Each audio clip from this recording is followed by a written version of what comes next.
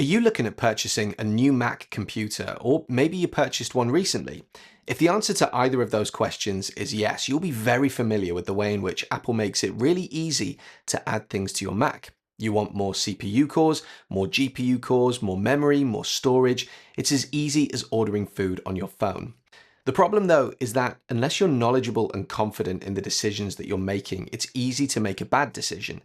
Take storage, for example. On the one hand, you might not purchase enough storage and come to regret your decision a couple of years down the line. On the other hand, you might purchase way more storage than you're ever going to need, paying a premium to Apple for something that you're not going to use. Thankfully, when it comes to storage, unlike CPU cores, GPU cores, and memory, there are things that you can do afterwards to help you out. But to many consumers, the storage market is really confusing. So in this video, I'm going to try and answer the most commonly asked questions when it comes to buying storage space for your Mac computer and help you make the right decisions from the get-go. Let's start with the problem. So I'm on the Apple website. This is the UK version, but wherever you're watching from, the pricing differences tend to even out. I want to look at a computer that I think is a solid starting point for most people, the new M4 Mac Mini. Now, Apple is really pushing this thing as a powerful desktop machine that starts at £599, and technically, yes, it is. If I go to configure one, I can get an M4 powered Mac Mini for that £599 starting price. But here's where things get interesting. That base model only comes with 256 gigabytes of storage. Now, for some people, that might be enough. And honestly, I could probably make a whole video just on how much storage people actually need. But let's put that number in perspective for a second. Take the iPhone 16e. That's a phone that also starts at £599. But if I spec one of those out, the base model comes with 128 gigabytes of storage, and you've got options to go up to 256 or even 512 gigabytes. So you could look at this and say, well, the Mac Mini gives you double the storage of the base iPhone. Or you'd say this is a computer, a device that a lot of people will use for more than just emails and browsing, and Apple still only gives you 256 gigabytes to start with. And that feels stingy. And the real issue is this: with Macs, you're locked into whatever storage you pick at the time of purchase. You can't upgrade it later. So if a year or two down the line, you realize that you're running out of space, your only option is to start plugging in external drives. Now you might be thinking, fine, I'll just max out the storage at the start. After all, it's a computer, a machine that you're going to keep for at least 3 to 5 years. But let's take a closer look. Say you're happy with the 16 gigabytes of unified memory that comes standard. That's the bit that helps the Mac handle intensive stuff like video editing or running a bunch of apps at once. You could upgrade it, but for most people 16 gigabytes is probably enough. Now, if you bump just the storage up to 2 terabytes, so you've got plenty of room for photos, videos, projects, whatever, that upgrade alone costs £800. Let that sink in for a second. You're spending more on just the storage than you are on the entire computer. So yeah, Apple's base model pricing always looks good on paper, but the moment that you want to make it truly useful long term, it starts to look a lot less affordable. The good news in all of this is that storage is one of the few things on a Mac that you can actually improve after you've bought it by using external storage. It isn't quite the same as upgrading the internal drive, but if you choose the right setup, it can work just as well for most people. And the best part is that it will cost you a fraction of what Apple charges. The issue is, once you start looking into external storage options, the whole market suddenly feels massive and honestly kind of overwhelming. So let's break it down and take a look at what your options actually are. Just to be clear, when we're talking about external storage, we're talking about plugging an external drive into one of the available ports on your Mac. And that brings me to a really important side point. You really need to understand what ports your Mac has. Whether it's the one you already own or the Mac that you're thinking of buying, the ports matter, especially if you're planning to have an external drive plugged in all of the time. It's going to take up one of those ports. For example, on my desk, the main machine that I use every day is an M2 Ultra Mac Studio. That thing has 6 Thunderbolt 4 ports, 4 on the back, 2 on the front. So I've got more than enough high-speed connections. Running out of ports just isn't something that I ever worry about. But compare that to something like the M4 MacBook Air, or pretty much any recent MacBook Air. You're looking at just 2 Thunderbolt 4 ports, and that's it. No extras. So straight away, if you plug in an external drive, you've only got 1 port left for everything else. That might work fine for you, or it might not. In that case, you'll probably need some kind of dock. A good dock lets you plug in multiple devices using just one port on your Mac, which is very convenient, but good docks aren't cheap, and it's another thing that you need to budget for. Also, not all ports are created equal. Take the M4 iMac as an example. You might glance at the back and think, great, it has 4 Thunderbolt ports, but it doesn't. The base model only comes with 2 Thunderbolt 4 ports, and the other 2 are just standard USB-C, which are much, much slower. If you want the full 4 Thunderbolt 4 port, you've got to go for one of the higher end models. So yeah, just be sure that you know exactly what you're getting port-wise before you make any buying decisions, because it can make a massive difference. This video is all about helping you make smarter choices when it comes to your Mac, and that includes how to keep your online activity private. That's where a VPN, or virtual private network, comes in. It hides your IP address and encrypts your connection, shielding your activity from hackers, snoopers, and even your internet provider. Using the internet without a VPN like private internet access is like leaving your phone out on a table at a cafe. It might be fine, but all it takes is one bad actor to ruin your day. But with private internet access, it's like zipping it away in a secure inner pocket. Totally protected, totally invisible. So what sets PIA apart? First, their no logs policy. They don't track or store your data, and that's been proven in court and confirmed by independent audits. Second, access. With servers in 91 countries and all 50 US states, PIA lets you bypass region restrictions to access the open internet wherever you are. That means streaming shows, watching live sports, or grabbing deals that might otherwise be blocked, all just a click away.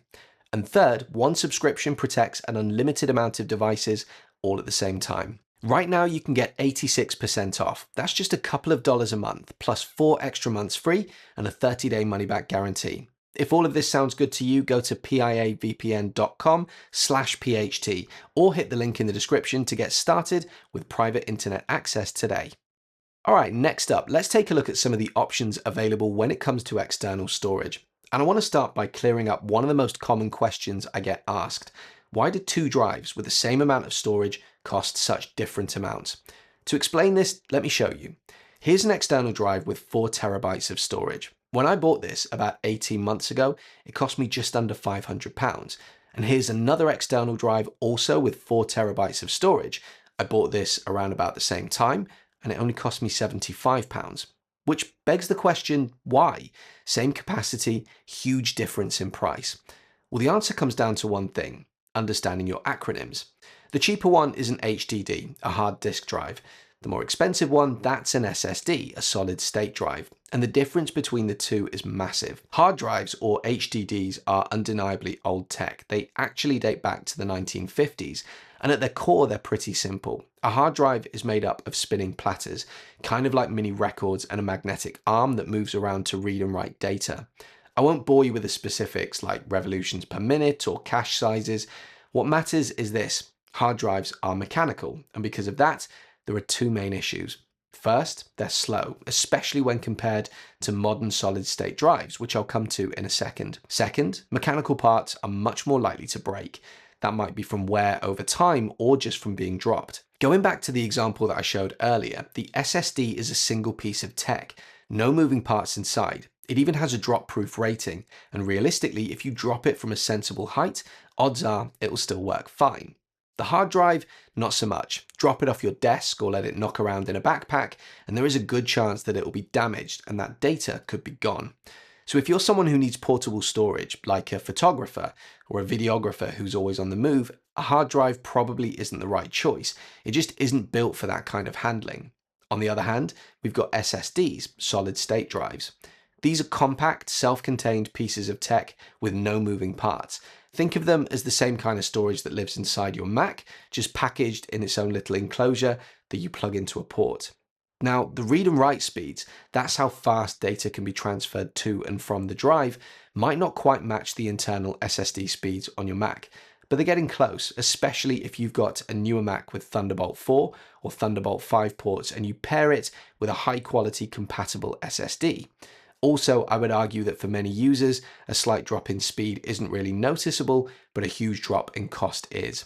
In fact, later on in the video, I'll show you a DIY setup that I'm using that delivers incredibly fast speeds and didn't cost me a fortune.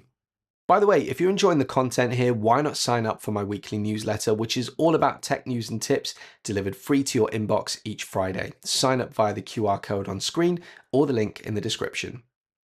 Now, you might be thinking that the obvious takeaway here is to just avoid hard drives altogether, and I've seen that advice floating around in a lot of similar videos, but it's not the advice that I'm going to give you, because for the right kind of user, a hard drive still makes a lot of sense. Take my own setup, for example. I use a NAS drive every single day. That stands for Network Attached Storage, and it's basically a storage device that's connected to my home network. I can access it wirelessly from any of the devices that I use around the house. My NAS is made up of 5 hard drives, each one offering 4 terabytes of storage. That gives me 20 terabytes in total, but because of something called redundancy, only half of that is usable. Redundancy just means that the data is stored in a way that if 1 or 2 of those drives fail, I can swap them out and keep all of my data without losing anything. And I use hard drives in that setup for 2 major reasons. First, cost. It would be seriously expensive to recreate that kind of storage with SSDs. And even as it stands, that NAS cost me around £1,500. Second, I don't need the speed of SSDs for this. My NAS is an archive. When I finish a YouTube project or any other large digital file, I move it to the NAS and leave it there. I know I can get it back if I need it, but I'm not in and out of it all the time like I would be with an SSD. So for archiving purposes, hard drives are actually a really good option. I'm not saying that everyone needs a NAS, although if you make a living from your data, they are definitely worth considering. But even for everyday users, if you've got a lot of files that you don't need regular access to, that 4 terabyte hard drive that I showed earlier starts to look like a pretty good buy. And here's the thing, for less than half the price of a single SSD, you could buy 2 or even 3 of those hard drives and create your own basic backup system. Just duplicate everything across multiple drives, and you've got your own DIY archive with built-in redundancy. It isn't glamorous, but it is cheap and effective. So if you've made it this far into the video, I'm going to guess that you're leaning towards a solid state drive rather than a hard drive. And on the surface, seems pretty straightforward. Just go to Amazon or your online retailer of choice, type in SSD and the amount of storage that you want, and hit buy. But the moment that you actually try to do that, you'll see that there are loads of options. And just like we talked about with ports on your Mac, not all SSDs are created equal. Let me show you what I mean. Here's a 2 terabyte external SSD from SanDisk. Looks great, solid brand, decent design, but the price, you can find this same drive listed for £120 or £150 or £200 or even £250. 4 different prices for what looks like the exact same product. So what's the difference? It all comes down to read and write speeds. That cheapest option has an advertised speed of around 800 megabytes per second. And just to be clear, advertised speed means best case scenario. Real world usage is usually quite a bit slower. Now 800 megabytes per second isn't slow, but if you're working with large files, say high-res photos or 4K video projects, that speed might start to feel a bit sluggish, especially if you're using the drive as you work rather than just storage. And those jumps in price, they reflect jumps in speed. The next one up might offer 1050 megabytes a second, then 2000 megabytes a second, and the latest version of this drive, fully USB 4 compatible, can hit up to 3800 megabytes per second. That's seriously quick, but here's the thing, even if you buy that high-end USB 4 drive, you won't get those speeds unless your Mac has a compatible port. So once again, we're back to port compatibility. It isn't just about what the drive can do, it's about what your Mac can handle. Matching the right SSD to the ports on your Mac is really important. I mentioned earlier that it's crucial to know what kind of ports your machine actually has, so now would be a good time to show you how to check. Here's what to do. Click the Apple logo in the top left corner of your screen and choose About this Mac. In the window that pops up, click More Info, then scroll all the way to the bottom and click System Report. On the left-hand side of the new window, look near the bottom of the list. You'll see a section called Thunderbolt USB 4 or something similar, depending on your Mac. This is where your Mac tells you exactly what kind of ports you have. For me, on both my main machines, an M2 Ultra Mac Studio and an M3 Max MacBook Pro, I can see that they support Thunderbolt and USB 4. So I know that I can use the latest SSDs with those standards and I'll actually get the kind of speeds that they advertise. But if I were doing this on a machine that only had USB 3, for example, the drive would still work, but nowhere near full speed. So if I bought that top tier SSD with 3,800 megabytes a second speed, I'd be leaving a lot of performance on the table. Oh, and there's one more thing to watch out for, and honestly, I hate that I even have to mention this. If you look at the reviews for that particular high-speed SSD that I talked about earlier, one of the most common complaints is that it doesn't come with a Thunderbolt 4 or USB 4 compatible cable in the box. Now, if that's true, and I haven't personally bought that exact model to verify it, it's kind of ridiculous. You're spending a decent chunk of money on a high-speed drive, and then it turns out that the cable in the box might not even let you take full advantage of it. What you often get is the drive itself, plus a USB-C cable, and oftentimes a USB-C to USB-A cable as well. The problem is many people assume that that means they can plug into any port and get full speed. But if you're using an old USB cable or even just a lower spec USB-C cable, your transfer speeds are going to be way below what that drive is capable of. So my advice, always check what cable is included. If the drive doesn't come with a proper Thunderbolt 4 or USB 4 compatible cable, you've got two options. Either buy a different drive that does include one, or just factor in the extra cost and pick up a separate, fully compatible cable alongside it. Oh, and one last thing to keep in mind when you're making your decision. Throughout this video, I've been talking a lot about Thunderbolt 4 and USB 4 because that's pretty much what the latest drives and Macs support. But the reality is most people aren't using the very latest tech. If you're working with a slightly older Mac, chances are you've got USB 3 ports instead. And this is where things start to get a bit messy. The whole USB naming system is a bit of a nightmare. You'll often see drives advertised as USB 3.2 Gen 1 or USB 3.2 Gen 2, and those two are very different. USB 3.2 Gen 1 offers transfer speeds of around 5 gigabits per second. USB 3.2 Gen 2 doubles that up to 10 gigabits per second. So just reading USB 3.2 on the box isn't enough. You need to know which generation it is because the difference in speed is massive. And while we're on the subject of confusing terminology, watch out for the way that speed is measured.